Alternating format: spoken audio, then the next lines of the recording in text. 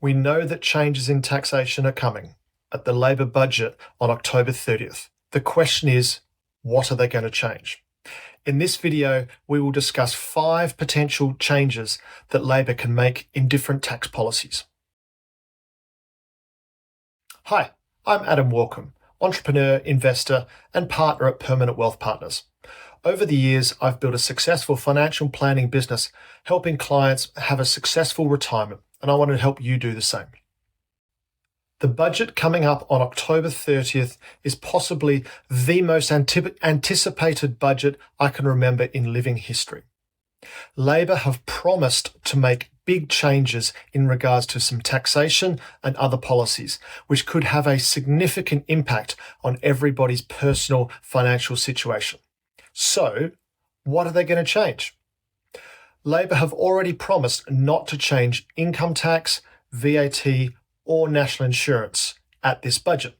So that leaves only a few tax policies left, those being capital gains tax, inheritance tax, and potentially something around ISAs. Today, I want to explore the 5 different potential changes I think Labor can make. Number 1, capital gains tax. Capital gains tax is an obvious solution for Labor. Capital gains tax in the UK is around 20% for a higher rate taxpayer, or 24% if we're dealing with property, or down at 10% if you're a basic rate taxpayer. The easiest change Labor can make is to move this rate higher. And frankly, this is something I think they're going to do. If they push the capital gains tax rate up to 28%, which is my guess what they would do, and again, this is just a guess, I think that seems like a fairly reasonable change they can make. Why 28%? One, until last year, the UK had capital gains tax at 28% for higher rate taxpayers who sold investment properties. So the figure of 28% is not outside the bounds of CGT historically paid by UK residents. Secondly, Kamala Harris has just introduced a capital gains tax of 28% if she gets elected in the US election. Again, very much in the bounds of the global comparisons. Thirdly, the French capital gains tax rate is 32.5%, so it's not above that rate. The UK will not be seen as an outlier, therefore, and the highest in the local European area. All of those add up to me to say I think we'll probably get some sort of increase in capital gains tax and potentially around the 28%. Now, there is one other thing they can do, which is being rumoured to do with capital gains tax. At present, if someone was to pass away and the value of the property was passed down a generation through the will, the capital gains in that property dies with the person. So let's say your parents bought a property for £100,000, and on their death, the value was £500,000. As that property is passed to you, your basis and your cost for the future capital gains is at £500,000 because that was the price as at today when the property is passed to you. Now, one proposition that is being rumoured is that Labor will take this back to the original cost price, the original $100,000. So you will receive the property, but from your capital gains tax perspective, you will have the original basis of £100,000. This is something which is rumoured. Personally, I don't think it's going to happen, as again, we have to balance the politics around this in terms of the taxation raised. I think this type of policy hits a number of people who have had properties passed on from their parents. Remember, the growth of assets and the growth of the property price for the last 50 years has been enormous, especially when you compare it to the last 10 years, which is property has been relatively stagnant. So I don't think this will happen, but it could. Okay, moving on. Number 2, inheritance tax. Now, inheritance tax is one of those commonly hated taxes. It's also known as death taxes and other bits. And the common phrase you hear, or I hear from my clients, is I've paid tax all my life while I'm living, and now the government's going to tax me on my death. It is a properly disliked tax. However, there has always been one caveat or one area of people's assets which has been exempt from inheritance tax, and that were pensions. They were defined contribution pensions. So you build up a pension pot. That pot, as it's sitting in a trust run by pension trustees, is technically not part of your estate for inheritance tax, and therefore you can pass those to beneficiaries without risk of inheritance tax. This may change, and I believe this is one area that Labor may change, where they may bring those pensions back into the fold of the estate, make those pensions subject to inheritance tax.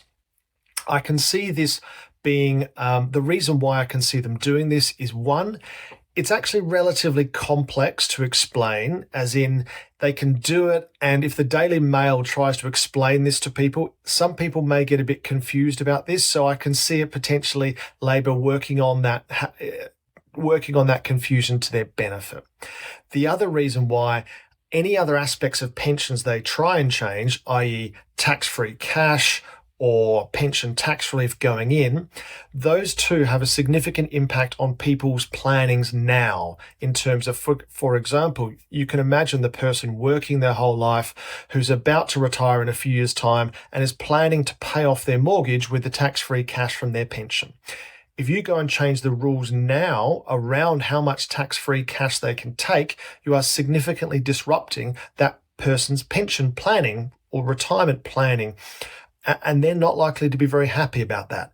That also is going to cause an outcry across the media as well, because you are attacking people's pensions whilst they're living. And there's one thing the British public does not like, is people attacking their pensions. So my thoughts are around potentially bringing pensions inside inheritance tax is also consistent with that policy, because it doesn't impact that person while they're alive. It impacts their beneficiaries, and it impacts them as they pass on. Again, it's not the most pleasant taxation to discuss, but it's one that I think potentially they will include. So that's number 2. Number 3, tax relief on AIM shares.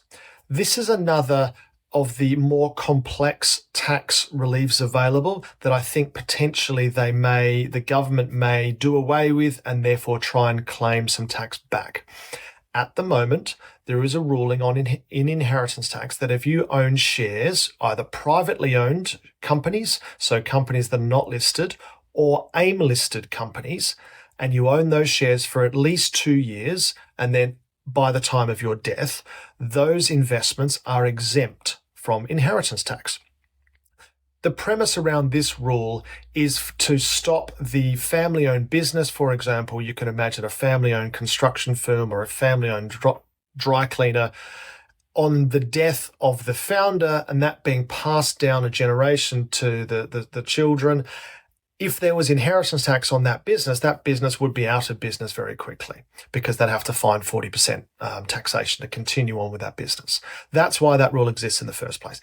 That rule then got extended to AIM-listed stocks, because the premise was to encourage investment into smaller, growing UK businesses. And so that's why that currently works at the moment. If they were to take away that rule, the problem you would find is, especially on the AIM market, there is a lot of investment in the AIM market purely to take advantage of those particular rules. A company like Octopus, for example, has distinct inheritance tax investment propositions which invest in a series of AIM stocks. So the risk around introducing this policy is there a risk of major liquidation of these type of shares. So you could cause major disruption in the AIM market if this policy was introduced. Again, not something likely that the government will introduce, but it is a potential that they could. Hopefully, frankly, they will consider the market structure of AIM and the volatility that would create on the AIM market before they introduced a change in the tax ruling. Number 4, putting limits on ISAs. Now, we all know ISAs as fantastic tax planning tools. $20,000 per year is the allowance, goes into an ISA, and when that money is in there, it is tax-free forever. Growth, investments, interest, dividends, all is tax-free for as long as you hold it. And there are out there ISA millionaires, people who have built up to £1 million in their ISAs. Good for them. There is a rumour that potentially one of the options Labor is looking at is to cap the maximum tax-free part of you can claim on your ISAs to something like £100,000. Now, again, this is something that Labor will try because they'll say, well, anyone who has over £100,000 is rich, in inverted commas, and therefore, i.e. there's less of them, and also it may play better to a certain part of their voting base. However, I don't like this change because what this impacts is people's current planning. People's financial plannings are set up by the rules as they exist today. And when you mess with those rules, people then have to change their planning structure. This is something that generally causes anguish to people. It causes upset, and it means, remember, this is politics. At the end of the day, people may change their votes in the next 4 years. So this is something that I don't think it is likely. It is something they could look at doing, but probably a less percentage of probability that they do this. The final rumour that they may change is entrepreneurs' relief. And entrepreneurs' relief is on the nature of an entrepreneur selling his or her business and they pay capital gains tax. Entrepreneurs' relief is on the first £1 million of the value of that sale, they pay 10% capital gains tax versus the rest of it, they pay the normal 20% capital gains tax.